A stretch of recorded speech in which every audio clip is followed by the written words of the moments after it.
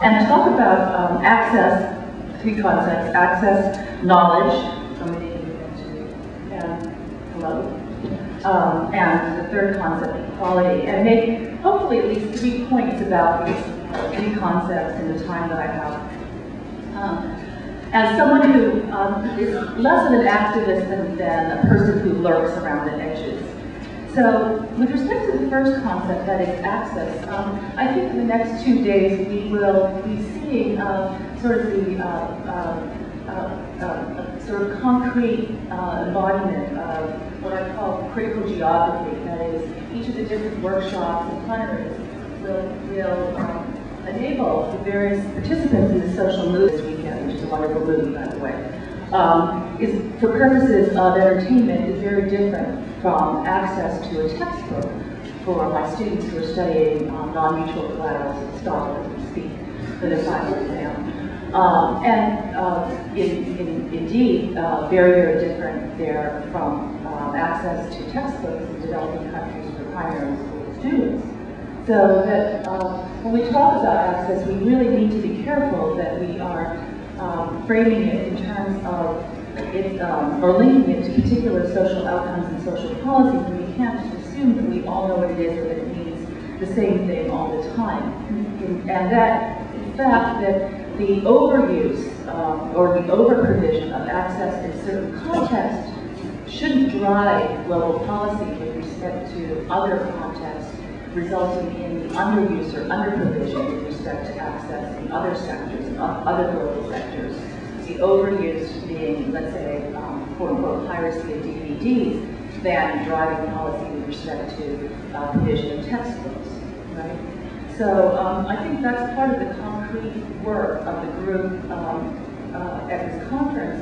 But then at the most abstract level, of course, we know that access is part of that important intellectual property policy balance that is increasingly being faced with what many, many, many people have commented and noticed as sort of the excessive focus on the supply side, producer perspective, public goods perspective on this sort of the puzzle with respect to the non-exclusivity and non-rivalrous quality of knowledge goods, to the point that we really fail to, at least not we in this room, but well, the policymakers have consistently failed to understand or to implement the understanding that copying and diffusion and mimicry are really the lifeblood of social progress, right? And so at the most abstract level, we all understand that access is an important part of that IP policy equation, that IP policy balance. And with respect to legal academic scholarship, that understanding began to be explicitly articulated and theorized, let's say 20, 30 years ago. Although, of course, it was in fact present in our constitutional framework prior to that, even let's say the statutory framework, the statute, and the public domain, for example, being posited in contradistinction to exclusive rights. So at least within the United States and certain other countries, there is a consensus that access is in fact part of that explicit policy balance. It may be contested, and in fact it may be increasingly lopsided to the point that access is often forgotten, but it is accepted that access is in fact a legitimate part of intellectual property policy. But I think that, as our previous speakers pointed out, within the trade global framework, access is no longer necessarily part of the legitimate policy balance, and that is where this particular group has a lot of work to do. That is, it's not necessarily a core principle. In fact, innovation, the balance itself, not to mention access, these terms and these principles are increasingly quaint in the context of trade instrumentalism. When we lash intellectual property to a trade framework, I worry about whether or not we in fact have, whether in fact these principles are in fact stable and coherent. And just one example, Michael Bernhoff just published a very interesting article about how we, that is, developed countries, have exported our higher copyright norms without also exporting free speech and fair use norms. So if you not that we want to unilaterally impose norms at all, but if we export one without exporting the other, we're obviously exporting a lopsided or asymmetrical balance. 50 years after Brown, that formal equality of opportunity is simply not enough. We have to focus on outcomes and focus on the bottom half of the global population, which does not have enough to realize its human potential. So I proposed a substantive equality principle in intellectual property, which is based, in fact, on human development. Human development has traditionally focused on the outcomes of social arrangements, for example, literacy rates, life expectancy, in addition to economic growth. And so within intellectual property, I'm proposing that there be, in fact, a new principle implanted in order to regulate knowledge goods more in line with what the original purpose of intellectual property was, which at least in the United States was to promote the progress of science. And in the context of copyright in England, to encourage learning. It was not for economic growth per se. So there are other ways to think about releasing knowledge from its capture by sort of intellectual property, economic instrumentalism. Other people have viewed or tried to look at knowledge goods as a type of infrastructure resource analogous to natural resources like water or other resources like highways. Yochai Benko has done some very, very wonderful work thinking about peer production models and other models complementary to market models. Brett Frischman started to work along the lines as well. All of this is all of these alternatives help us to think about knowledge goods as something that needs to be regulated more than through the mechanisms or the regimes of intellectual property. Well, I think that equality has much to do with IP and with access to knowledge. And that we need to think about, as I said before, equality of outcomes with respect to the bottom half of the world's population, the 3 billion or so people that have less than the combined income of the world's 350 or so billionaires. But more to the point, that do not have enough to realize their human capability to make meaningful choices about their lives.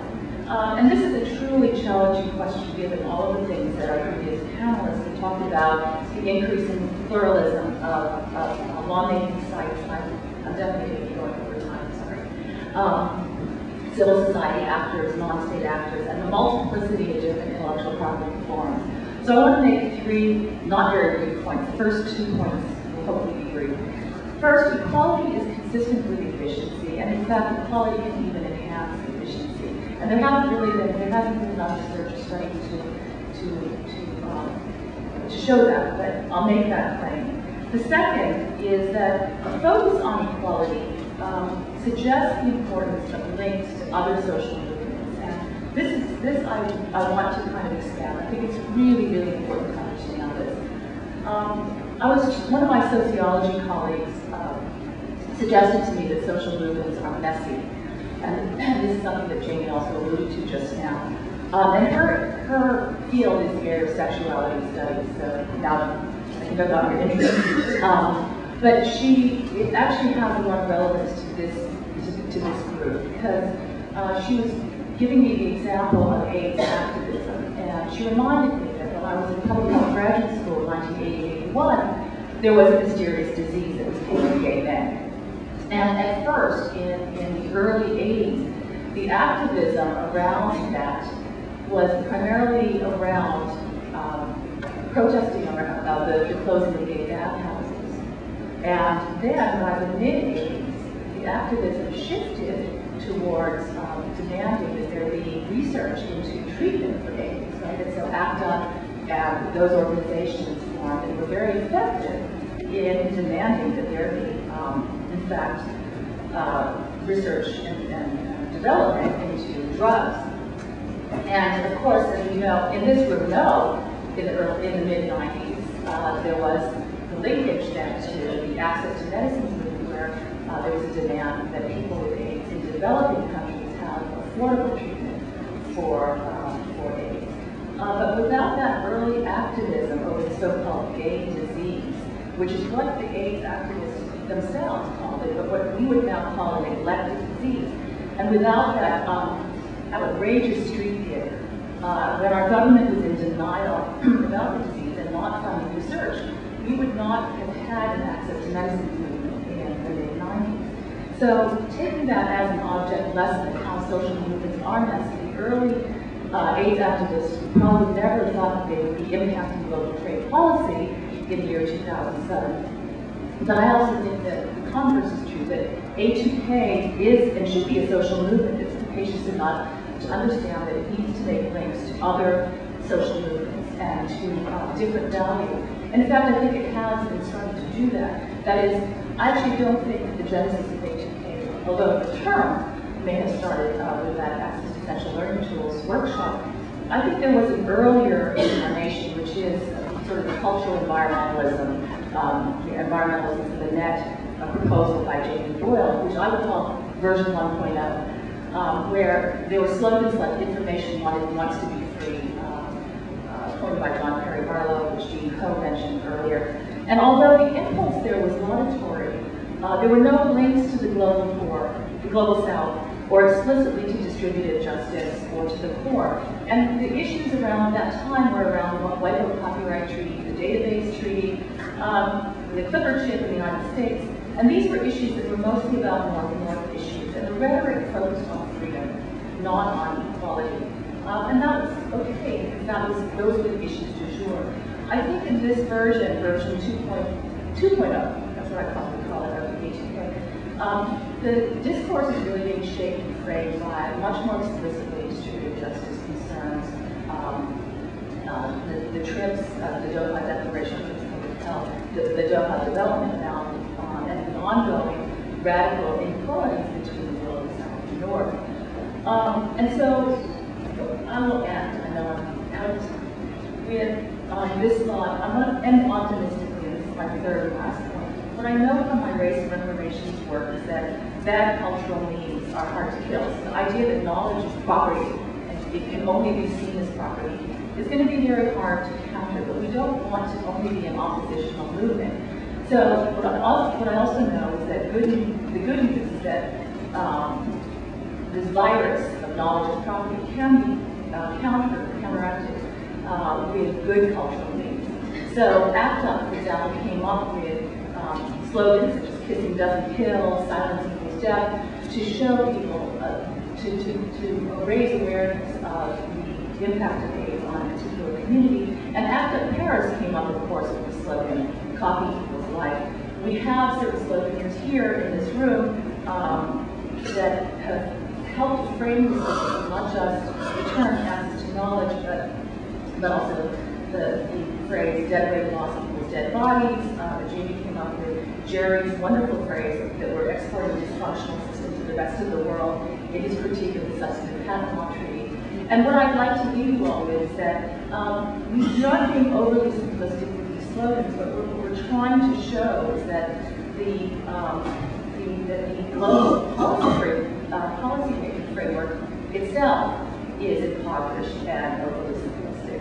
I have yet to come up with a chat myself. I think I've been socialized too well into the lottery format and framework. But hopefully I will one of these days. But this is our opportunity to frame the issues, to affect the policy balance, and even if it means occasionally substituting